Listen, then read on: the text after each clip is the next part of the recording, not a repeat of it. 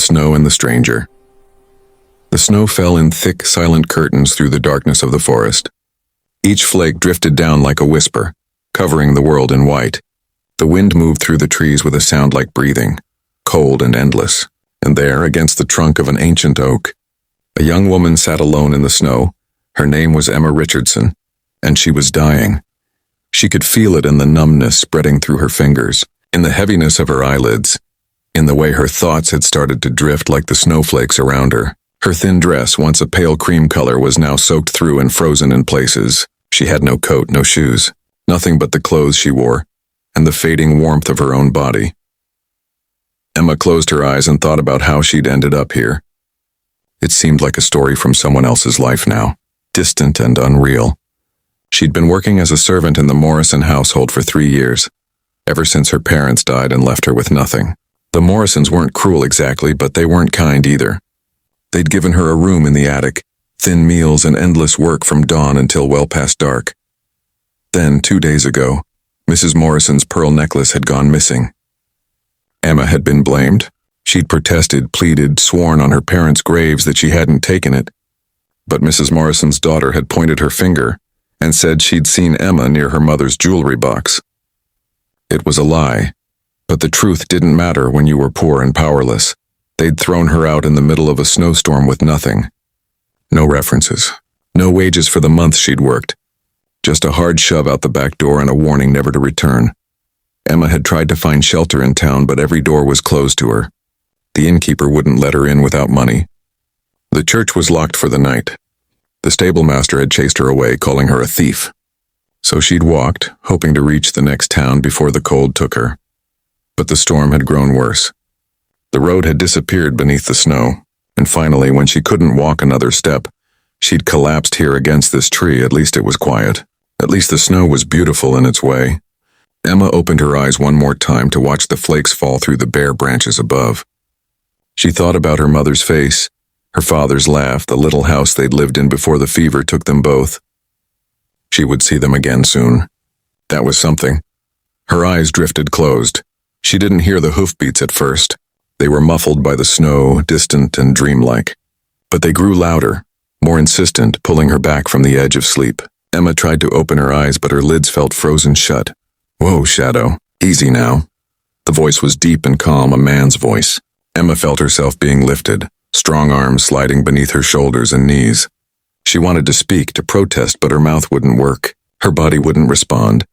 "Dear God," the voice said, and there was something in it that Emma hadn't heard in a long time. Concern. Real concern. Not the polite kind that people showed when they wanted something. "You're frozen clean through. Hold on." Just hold on. Emma felt warmth surrounding her, sudden and shocking after the cold. A heavy coat, lined with sheep's wool, being wrapped around her soaked body. The man was taking off his own coat in the middle of a snowstorm to cover her.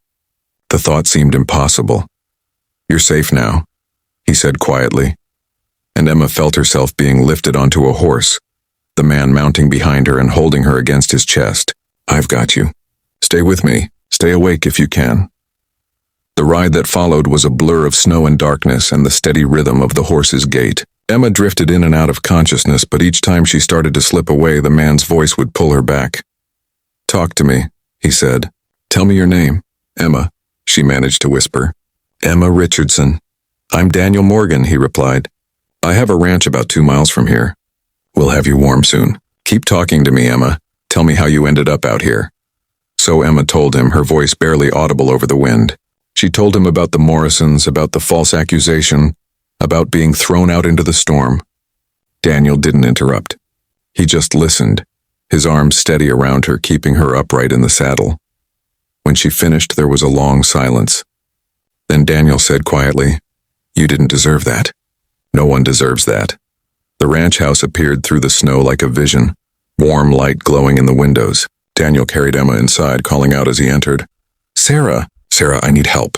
A woman appeared in the doorway of what looked like a kitchen, her dark hair pulled back, her face showing surprise and then immediate action. This was Sarah Mitchell, Daniel's neighbor and friend who'd been visiting to check on him during the storm. "Dear Lord, Daniel, what happened? Found her in the woods, nearly frozen to death. Can you help me get her warm?" Together, they moved Emma to a chair near the fireplace. Sarah disappeared and returned with blankets, dry clothes, and hot tea. Her hands were gentle as she helped Emma out of the wet dress and into warm, dry things. Daniel stayed nearby but turned away, giving her privacy. Over the next hour, feeling slowly returned to Emma's limbs. The terrible cold receded, replaced by the blessed warmth of the fire. Sarah made her drink hot broth, speaking in a soft, encouraging voice. Daniel added more wood to the fire and told her not to try to talk yet, just to rest. When Emma finally felt strong enough to speak, she looked at them both, these two strangers who had saved her life, and felt tears on her cheeks. "Thank you," she whispered. "But I have nowhere to go. I have nothing. I shouldn't impose on your kindness any longer." Daniel and Sarah exchanged a look. Then Daniel pulled a chair close and sat down facing Emma. His face was kind, weathered by sun and wind, with honest eyes that held no judgment. "I heard what you told me in the woods," he said, "about the Morrisons, about what they accused you of. I know the Morrisons, Emma, and I know their daughter has a habit of borrowing her mother's jewelry without asking and then blaming the help when it goes missing. You're not the first girl they've thrown out on false charges." Emma stared at him. "You believe me?" "I do," Daniel said simply. "And as it happens, my ranch could use help. My housekeeper moved to be with her daughter last month, and I've been managing poorly on my own. Sarah here has been kind enough to help, but she has her own ranch to run." Sarah nodded, smiling at Emma. "It's true. Daniel's place needs a woman's touch. The kitchen is a disaster. I can pay fair wages," Daniel continued. "Room and board included. It's honest work, and you'll be treated with respect. If you want it, the position is yours." Emma looked between them, hardly daring to believe what she was hearing. A job, a home, kindness from people who owed her nothing. She thought about the Morrisons, about all the closed doors in town, about dying alone in the snow. And then she thought about Daniel riding through a storm to save a stranger, about Sarah's gentle hands and warm smile, about the firelight and the safety of this house. "Yes," she said, her voice stronger now. "Yes, I want it. I'll work hard. I promise I'll earn my place." "I don't doubt it," Daniel said, and his smile was warm. "Welcome home, Emma Richardson." Outside, the storm continued to rage, but inside the ranch house, Emma felt something she hadn't felt in years. She felt safe. She felt valued. She felt, for the first time since her parents died, like she belonged somewhere. The snow would melt eventually. Spring would come. And Emma would still be here, building a new life from the ashes of the old one, all because a rancher had wrapped her in his coat and said, "You're safe now," and meant it.